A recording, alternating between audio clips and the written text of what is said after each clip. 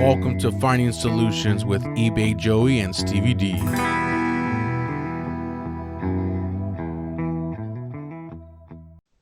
Welcome to a Reseller's Journey presents Finding Solutions. I'm your host, eBay Joey, and my co-host, Stevie D. What's going on, Joey? How's your week been, my man? Hey, my week's good, man. Actually, Happy New Year to you. Same to you, my bro. Yeah, how's this week's sales been treating you? What's going on? Sales were good leading up to right up to New Year's and had a good New Year's Day. Last couple days, a little bit slow. I had a nice rebound on Sunday, had a big volume day, but today, Monday, on filming, it's been a little bit slow. But my area has been dry. I haven't been listing a ton. I haven't been finding a ton. I took a little bit of break with the family and enjoyed some of the holiday time, and I'll be out in the field tomorrow, ready to source and get some finds and make some money. Hey, that's it, How man. about you? Uh, How you been? yeah, it's been pretty good. I actually this last 3-4 days I had 2 cancels on eBay, and I had a return from like end of the year sale, which kind of sucks, but it's part of the process. So just got to find the solution and just deal with it. But Absolutely. And you but know I'm how many times you take those returns in and you end up selling them for more than you did initially. So don't be discouraged. Part of the game. Yeah, it's all good. It's part of the game. But today we have an exciting show. We have 3 questions we're going to be talking about. We're going to find the solutions for question number 1 is best way to handle your taxes. Also, we have another question talking about should you finance a bulk buy, and our last question is talk about replenishable goods, and someone wants to scale to 100,000. So we got a jam-packed episode. So let's get started with question number 1. What's the best way to handle taxes with a 1099 and without a 1099 from PayPal? All right. So, me right now, being that it's the beginning of the year and we know a lot of the Rosses and Burlingtons are going to have to rebuild, I think it's a perfect time and, a little bit of a down season to be able to get this tax stuff prepped and ready to go. So, by no means we're going to preface this out front. Are we tax professionals? I mean, I've done this for years and I have an accountant that I work with locally that I trust. And, I know he does things on the up and up. I'm not worried about being audited. I report everything. I do this as clean as possible. If you do have any reseller tax questions, I think one of the resellers tax friends that everybody knows of on IG, we give him a little shout, Not Your Dad CPA. We could probably throw his handle down underneath if you guys got any questions. He's a reseller and a certified CPA, puts a lot of great content out and can really give you the proper answers. But we're going to give you some of the basics. So, I know for myself being 1099, most platforms are going to carry a 200 transaction and $20,000 in sales, limit. You have to hit both. And then at that point, they have to report to the IRS those earnings. So that data is out there. If you're at those numbers, and even if you're not, you should be doing this the honest way and reporting all of these figures. PayPal itself, the processor, will be issuing the 1099s. Goat is on this same standard as far as the transactions and the dollar amounts. So, you'll receive those forms. You can usually go into PayPal and print it out yourself, or they'll be mailed out to you. This is something that I think at this point, if you're running it as a business like this, you should have a CPA that you work with. If you want to do it yourself, by all means do so. You find there's plenty of great CPAs out there you can work with. So some of the things that you're going to want to have with your 1099 form in hand is you should have been all year long tracking your expenses, gas, tolls, and mileage, any purchases you made for the business, cell phones, computers, label printers, office supplies. If you have a storage unit or if you have office space in your home, it's deductible. Cell phone bill, internet bill, if it's used for the business, is deductible. And there's plenty of others. If you get with your CPA and really, talk to them, there's going to be a checklist of items that are deductible for the business. I mean, myself personally, I have storage facilities. I don't keep any inventory on premises at my home. I have a mileage tracker. I use Mile IQ, which is you can get it annual or it's $5.99 a month. That's a tax write-off the tracker software itself. Put all your tolls, all your mileage in there. So these are things that you should be tracking. I mean, if you don't have the 1099, you're paying taxes on your profits of the business. you need to know what your profits were and be able to report that to your CPA and then have him do the deductions for you. But saving receipts, tracking all your numbers, and handing it to a proper CPA to really get it taken care of for you. Listen, we know at the end of the day, the more money you make, the more you're going to pay, on the back end. But, you shouldn't be ashamed to really hold back trying to be aggressive in making that money. Yeah, well said, man. I think also, let's say if you don't get that 1099 from PayPal, um, you want to be keeping track of everything.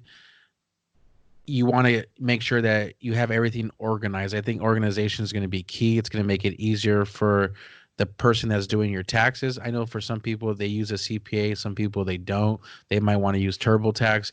Whatever it is, I would just itemize it as best as possible, as accurate as possible. You definitely don't want to mess with the IRS. And I know for me in the past, doing taxes, being in college, you know, your tax person asks you a question, they check this or they don't check that. Next thing you know, you're getting a bill in the mail that you owe them. So definitely, want to be smart about it. But I think you did a great job, Stevie, by covering all the bases that they need to come out smelling like roses. Yeah, I appreciate it. And I think, right now, being it's the beginning of the year, it's a great time to, maybe make an investment in your business. If you didn't get 1099 this year and you're just starting out, if you talk to your CPAs, I think it's going to be a great time to go out and make an investment into a computer for yourself, a laptop. Make sure you have Excel spreadsheets on there. If you're starting to pick up in volume with your shipments going out, buy a label printer. Just save these receipts, make a simple, Word or Excel document to track the expenses you make for the business, the supplies you're buying. Get that mileage tracker. Like I said, it's $5.99 a month. It'll take care of the rest for you. It's actually a IRS certified document that you print out at the end with all the tracking. There's no reason you should, and it doesn't take long to track these numbers and really have everything ready for your, CPA or to do yourself at the end of the year. Yeah, and who knows? Maybe the CPA might advise you to set up an LLC, perhaps maybe a sole proprietor, or maybe just none of that and just keep track of everything. So hopefully that helps people that have a question like the one that came in, and leave some comments down below to let us know how it went. Our second question, Stevie, this one was actually came via email, and the person was asking, should they finance a bulk buy and then pay the bill 60, 90, 120 days later? What are your thoughts? All right. So me personally, I really think it depends on the financial situation that you're in. If you can acquire a large bulk buy that you see is going to be profitable and you can pay it off at the end of the 60 days with little or no interest at all, get after it. Pick it up, make the process, get it listed as soon as possible, and get your profits rolling. If you run a heavy risk, if you're really taking a gamble to buy an off item that's not hugely popular, make sure that you can get through enough of the inventory to at least get you back to square one.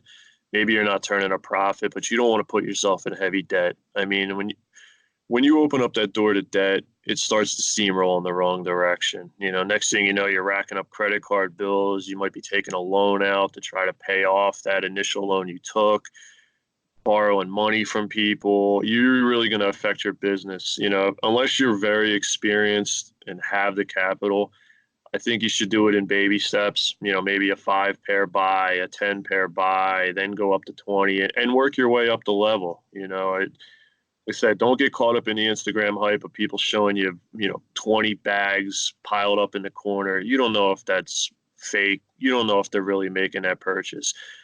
Do what's best for your situation. If you think you can handle it, work within your means. But if it makes business sense and you get a steal, go after it. Yeah, I think for me, Stevie, I'm going to take a different approach. I'm the risk taker here, but you want to set the right expectation. I think you want to do as much research as possible. For me, in my past, I used to go to the horse races with my dad, and there's this thing, if you know horses, that it's called the daily racing form, and you read this racing form, and it gives you statistics of the horse, when it ran, how fast, the weather, all these different different, things that are supposed to help you make the best decision. Now, sometimes that doesn't work out the right way. So I feel you should have the right expectation where it's like this bulk buy could go bad, but it can also go very well. So you want to tell yourself, okay, I'm going to spend $1,000. I'm going to charge it. I'm going to pay it in 60, 90, 120 days. But you want to make sure that you're getting something that has some healthy margins, because if you don't have the right margins and you buy something for 1,000 or you spend 1,000, I mean, how do you expect to pay it back? You want to find your break even point as well. But yeah, I would say go ahead and do it. Yeah, just make sure you have the right mindset of knowing what you're getting into. I mean, if obviously, if you're a single, man or woman and you don't have any real responsibilities of significant other or children and you can take that gamble, have at it, but really think it out before you go into it. Don't make a rash decision. Make sure you do the proper research, and it's something that's a proven winner. If you're going to go off and buy a 50 count lot of Roshis and think you're going to make a fortune off of it, it's probably not going to happen. Unless you're getting it at a crazy price. Make sure I think if you're going to take that first step, make sure it's a proven winner. And that you have the capital. And if you have any doubt in your mind that you're going to be, feeling the stress and feeling the pressure, next thing you know, you're going to, drop it all at next to nothing to try to recoup your money. You're crushing the market. That can have long-term ramifications on yourself and others, and I just think you want to make the right decision, especially if it's your first time jumping in. Yeah, and I think another thing to think about is that big bulk buy, let's say you go to Nike outlet, Nike clearance, guess what? There's a lot of Nike stores across the United States. And someone else might be thinking the exactly same thing. And who knows, they might tank the price because they're just looking at a lower margin. So I think what's most important for this person is just set the right expectation. Nothing wrong with it. You want to finance it, hey, finance it. But it seems like you're in your business, you're going to be using profitable goods to pay for something else that's not profitable. And so the growth can be there, and maybe it won't, but yeah, just keep us posted on that. Yeah, absolutely. Leave us any, DMs or even some comments down below if you guys got anything else you want to contribute to this. Yeah, maybe we missed something. But the next question was a question that we got a week ago, but we had to do some extensive research on this one. So this one came in, and it came into you, Stevie, on your Instagram, but it talked Mhm. about replenishable goods and if you need it to scale to 100,000 in gross sales. So I think, we're talking off air about this one, but how would you tackle this one? All right, so I want to, keep it to our core audience. I think as a lot of people in our, core three, Ross, Burlington, Marshalls, flipping game, is we know there's never going to be a nonstop consistent inventory of a similar item through these stores. I mean, you might, have three Rosses in your area, you find three of the same pair in each, and then it's going to stop. Or maybe there's a second wave that comes out. But when we're looking at replenishable goods, shoes are a very wide range category. You're not going to find 3, 4, 500 of the same pair generally.